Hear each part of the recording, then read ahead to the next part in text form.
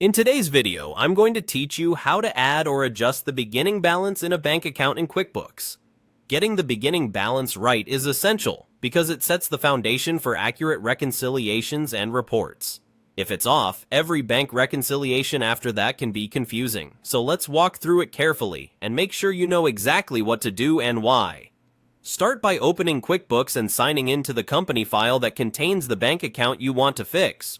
From the left menu, head to the chart of accounts. This is your master list of accounts. Find the bank account you're working on and open its register by selecting the option to view or visit the register.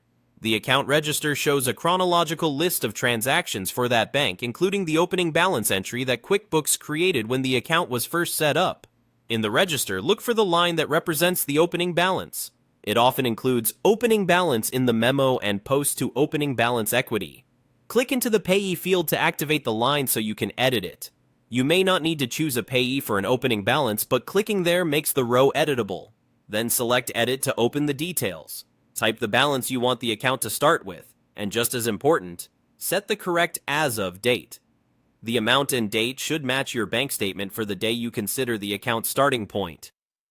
If your bank is connected, a good practice is to date the opening balance as the day before the first downloaded transaction.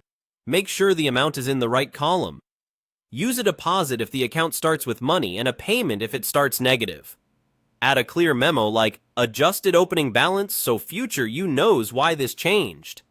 Save the edit. If QuickBooks asks about reconciliation impacts, review the prompt and proceed only if you're confident. Now, compare the updated beginning balance to your bank statement. If the numbers line up, you're in great shape. If you're still off by a small amount, consider whether bank fees or interest on that start date should be separate transactions rather than changing the beginning balance again.